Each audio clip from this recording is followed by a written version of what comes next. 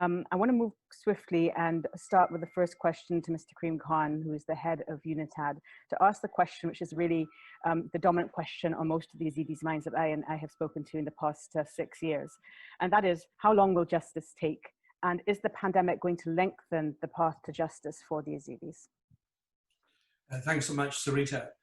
COVID-19 doesn't help anybody.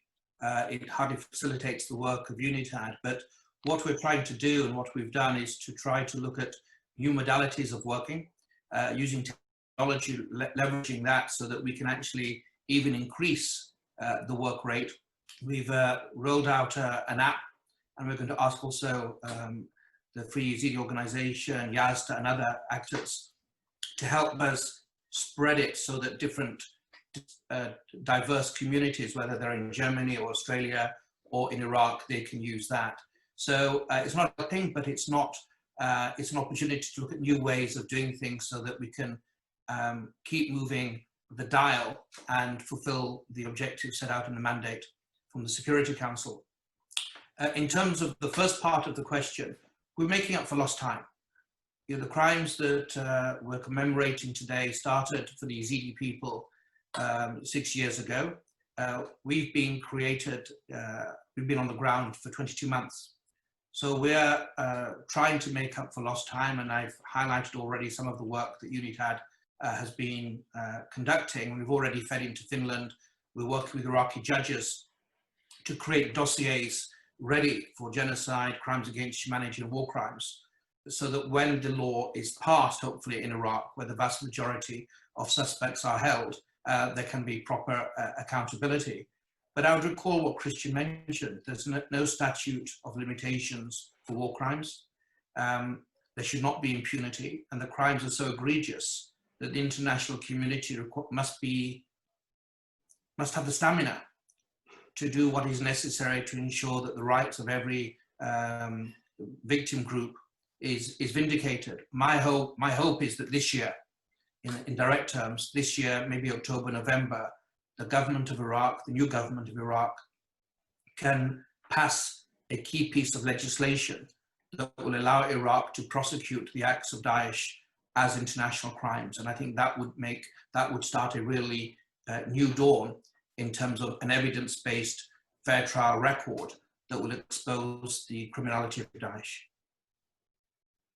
Thank you.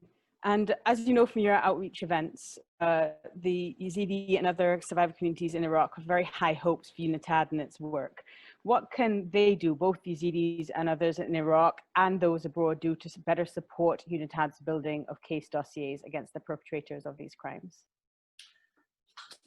The victim communities, the Yazidis all over, are vital partners.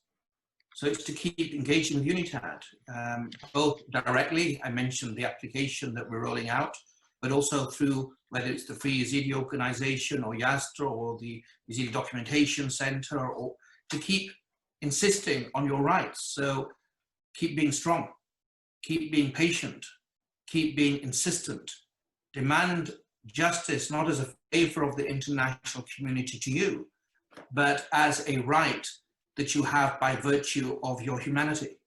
And I think that vindication of your rights will keep all of us honest. The collective promise that the Security Council has made to you as survivor communities, to those that are no longer here, can be fulfilled. But it requires that stubborn, insistent unity of purpose. So really more of the same, I'm afraid. And I think if we do that, hopefully there can be that day in which this record, in whichever court, whether it's in courts in Germany or courts in Iraq, but where due to fair trials, a record can be made to show the courageous humanity, the bravery of the Yazidi people, and the full perversion and depravity of Daesh and the un-Islamic ideology that they postulated.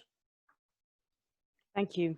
Thank you so much. And I was wondering, just, I know you may have to step out a few minutes early because of other commitments. I was wondering, in a year's time from now, what do you hope to be able to say about justice and accountability for crimes against the Yazidis? You know, what I would want is to show progress. And for us, the survivor communities today, it's most importantly the Yazidis, marking the 6th anniversary, that we are doing what it says on the tin.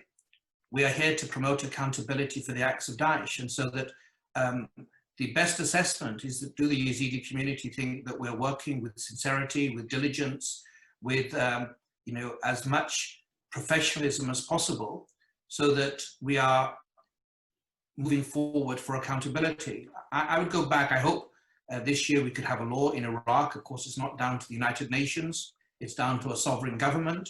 And if we get that law, I very much hope that cases can be, this time next year, cases can be before that court, in which the crimes can be properly labeled, and by way of a juridical decision, the evidence gathered by the Iraqi authorities, independently gathered by UNITAD, can be subject to critique and analysis, and we can hear definitively whether or not cases are proved for genocide, crimes against humanity, or war crimes, and proved beyond reasonable doubt. And I think that's the real hope that we have in terms of the accountability aspect of UNITAD.